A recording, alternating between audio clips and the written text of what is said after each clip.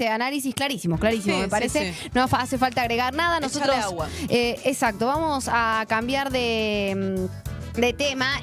Mirá, ¿te acuerdas que el otro día hablábamos del tema de la reforma del Código Penal? Sí. Esto decía, ¿no? Desde la gestión que pueden proponer. Bueno, uno de los temas que pusieron en agenda para empezar a compensar la balanza de la discusión en la opinión pública fue el tema de la presentación de la reforma del Código Penal. Nosotros repasamos en ese momento las imágenes de ese acto, Sí.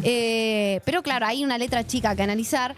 Vamos a poner una plaquita en pantalla para repasar los ítems más importantes de esta reforma, pero para no quedarnos con la noticia, veamos qué significa. Porque vos decís, los chicos, no sé, los adolescentes criminales, por decirlo de alguna manera, o que cometen delitos, ¿sí? Sí, la verdad que si le quitaron la vida a alguien y lo encima lo vuelven a hacer, son reincidentes, la verdad que vayan presos me parece lo más justo, porque hay una familia que perdió. Y otros dicen, no, pero no es lo que corresponde porque hay que analizar otros factores. ¿Cómo ese menor llega a una situación de querer cometer un delito o estar dentro de un entorno delictivo? Ahí, en esa disputa, es como el pochoclo de las noticias es hablar de la edad de imputabilidad, sin duda, la baja de la edad de imputabilidad. Pero hay muchos ítems. Mirá, el proyecto que endurece penas, vamos uno a uno, si les parece. Endurece penas en numerosos delitos y propone la implementación del sistema acusatorio para agilizar los procesos penales. Es básicamente, entonces, es endurecer las penas. Esa es la esencia de la reforma del Código Penal, primero para que quede claro. Y, por ejemplo, vamos uno a uno. Homicidio simple antes, o actualmente es de 8 a 25 años y proponen pasarlo de 10 a 30 años. O sea, que lo mínimo sean 10 años. ¿Entiendo bien? Sí, sí. Ok. Lesiones leves. Lesiones leves, ahora es de 1 mes a 1 año y quieren pasarlo de 1 año a 3 años. Las lesiones por conducción imprudente de 1 año, 3 años, ahora sería de 2 a 6 años. Omisión de auxilio, una multa de 1 a 6 años y agravada a 2 a 8 años. O sea, y agravada de 2 a 8 años si hay víctimas menores de 13 o mayores de 65 años. Vamos a ver otros ítems. También se reduce la edad de imputabilidad, está el tema como el que más se conversa, de 16 ahora a 13 años, argumentando que los adolescentes... Yo les pregunto a ustedes, piensen ser adolescentes ustedes, ¿no? Pero comprenden la criminalidad de sus actos y son vulnerables a la captación por grupos delictivos. El fiscal investigará y acusará el imputado y acusará. El imputado tendrá defensa plena y el juez actuará únicamente como árbitro. Estos son algunos ítems. A ver, otros. Pornografía infantil, antes era de 3 a 6 años, ahora quiere que sea de 3 a 9 años, agravantes que elevan el mínimo a 4 años. Robo y hurto, se incrementan penas mínimas y máximas con figuras diferenciadas para motochorros, o sea, ahora iba a haber una figura de motochorros y robos en la vía pública. Trata de personas, este tema que lo venimos hablando un montón y lamentablemente en nuestra provincia es un tema bastante complicado. La pena máxima sube de 8 a 10 años y en su modalidad agravada, no sé cuál será la modalidad agravada, la pena es hasta 15 años, que me sigue pareciendo bajísima. Sí. Agresiones en manifestaciones de 2 a 5 años.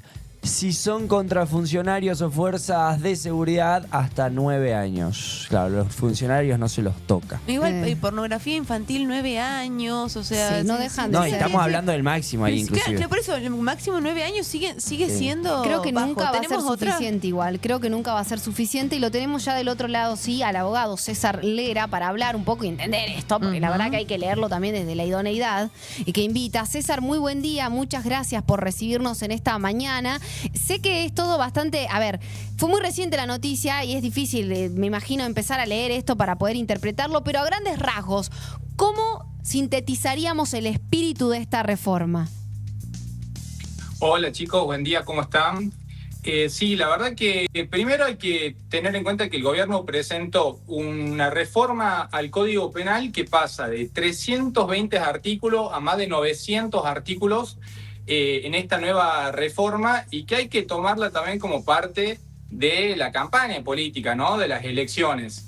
Hay un aumento generalizado de las penas, como ustedes estaban comentando, y después se va desglosando algunos temas como el que mencionaban de la baja de la imputabilidad para los chicos de 13 años.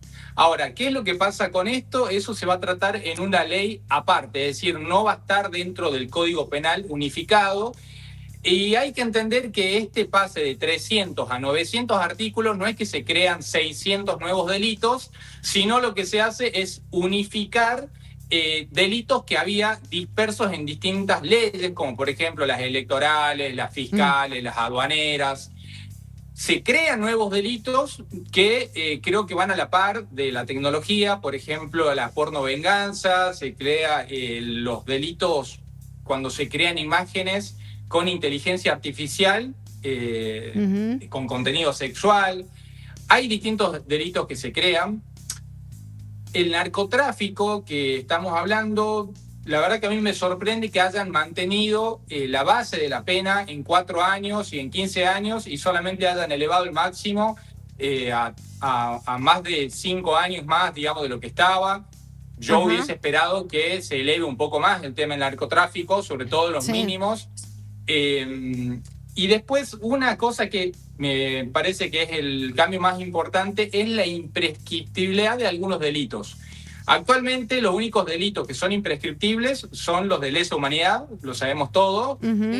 Y con esta nueva reforma, tanto los delitos como homicidio, narcotráfico, corrupción, trata de menores, son imprescriptibles. Es decir, esto sí va a generar un gran cambio porque no va a pasar, por ejemplo, eso que hace un tiempo estuvo en todos lados, que esa persona o esos restos que se encontraron en la casa donde vivía Cerati, y que bueno, más allá de que se investigue o no, ese delito está prescripto. Bueno, con esta nueva reforma, esto no va a ocurrir nunca más. Ahora, claro, es decir, o sea, está bueno lo que se plantea porque es como, en vez de que esté todo disperso, es como unificar, darle un poco de orden. Sí queda ese sabor de que hay cosas que podrían endurecerse todavía más, sobre todo considerando la dimensión de los delitos. Hablabas de narcotráfico, hoy es la noticia narcotráfico, pero claro, cuando vos ves el espíritu de las leyes decís, che, al final no era un tema serio, porque te queda en el sentido común esa sensación. Ahora digo, la baja de edad de imputabilidad, que es otro tema también que se discute mucho, ¿no? ¿Qué significa esto? O sea, ¿cuál es sí, pasa que la baja de la edad va a tener un impacto muy grande y primero hay que estar preparados para eso. No es solamente una cuestión de bajar la imputabilidad y de pronto agarrar a todos chicos de 13 años y los mandás con tipos de 20, 30, 40 y 50 años a un solo lugar en donde hoy están hacinados. Y esto no tiene que ver con una cuestión de que... Viste, actualmente te dicen, che, bueno, estás del lado delincuente. No tiene que ver con eso. Tiene que ver con una cuestión lógica que ni siquiera en una escuela se mezclan, digamos, personas de 13 años con 25, mucho menos dentro de una cárcel. Eso ya tiene que ver con una cuestión lógica, que hay que estar preparado para eso, tiene que haber establecimientos para eso, y no puede ser un cambio que sea a medida de una campaña electoral. Yo creo que este tipo de cambios, cuando estamos hablando que son... cambios a futuro. Imagínense que este código es de 1922, más allá de que después se hizo algunas modificaciones, estamos hablando que los códigos se cambian cada 100 años más o menos. Entonces tienen que ser serios, no pueden ser para el título de una noticia, la baja de la imputabilidad. Hay que estar muy preparados para esto porque si tenemos en cuenta las convenciones internacionales de las cuales Argentina es parte, un chico de 13 años es un niño. Claro, aparte ya existe, digo, dentro de las leyes ya existe algo para el tema de los menores que cometen delitos. Sí, obviamente. Hay personas, niños que son inimputables, que no se les genera ninguna causa, y después tenés algunas modalidades entre 16 y 18 años que, bueno, es más técnico, pero no es que una persona de 16 años no le pasa absolutamente nada o 17 años no pasa nada.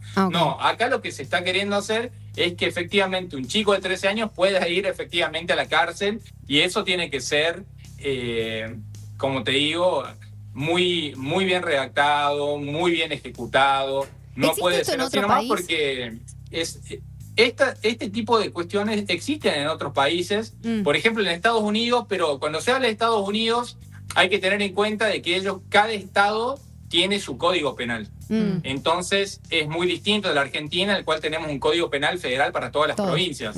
Claro. En algunos estados de Estados Unidos sí hay imputabilidades que son mucho más bajas, 13, 15, Y bueno, pero si vos comenzás a ver cómo es el sistema penal de allá, y es muy distinto al de acá. Sí, eso te iba a decir también, ¿no? Además, hay que tener en cuenta cómo y quiénes van a condenar también. Tiene que ser un sistema judicial bastante limpio, en el cual haya una transparencia y haya una confianza de la gente al derecho penal desde el lugar judicial, no solamente desde los abogados, sino desde quién te va a condenar, que realmente sea un lugar, por así decirlo, pulcro.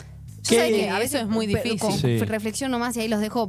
Vos sabés qué me pasa, porque digo, hoy venimos hace años, la noticia es la superpoblación carcelaria, me voy a plantar acá en Salta, que se vive poniendo esto sobre la mesa, no hay solución, porque todos los años es la misma noticia. Entonces yo digo, vos sumales a esto, meter presos, más presos, que puedes tener tus argumentos, lo que vos quieras, pero en el marco de una superpoblación carcelaria ya empezás a hablar hasta de hacinamiento. Entonces digo, ¿cómo esto se ejecuta? Queda bien, redactado. Es importante que quede bien redactado, pero digo, suena bien, es necesario, totalmente, pero digo, después cómo se ejecutan los hechos, ¿no? Sí, no sé quién. Sí, no, quería preguntarle qué tan viable ve de que esto se lleve a cabo, ¿no?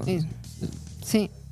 Y yo creo que en el contexto actual no va a tener asidero en el Congreso, no creo. Primero porque hay muchos juristas que están en contra, es decir, personas de renombre que están en contra de esta modificación actual del Código Penal, entienden de que una reforma integral tiene que hacerse con voces de todos lados, y esto es como que fue un proyecto que bajó directamente el Ejecutivo y dijo, bueno, denle para adelante. Y no, una reforma tan importante como esta, vos tenés que escuchar a los juristas más importantes, traer personas de otros lados, traer ejemplos de otros países para poder hacer realmente una estructura legal que permita que ese código luego no se convierta en una letra muerta, sino que efectivamente funcione y además funcione bien. Claro. Totalmente. Bueno, ahora, ¿cuál es el proceso? Por ejemplo, vos decías, es muy difícil que esto, en este contexto, pase por el Congreso. En el caso de que avanzase, ¿cómo sería el proceso para que dimensionemos que de la noticia al hecho hay un largo trecho? Y en este caso particular, tiene que pasar primero con la aprobación de ambas cámaras, lo cual lo veo bastante complicado, pero en el caso de que efectivamente pase la aprobación de ambas cámaras, directamente luego queda sancionado, se publica y automáticamente comienza a funcionar. Las leyes penales son así. Ahora es importante también saber algo.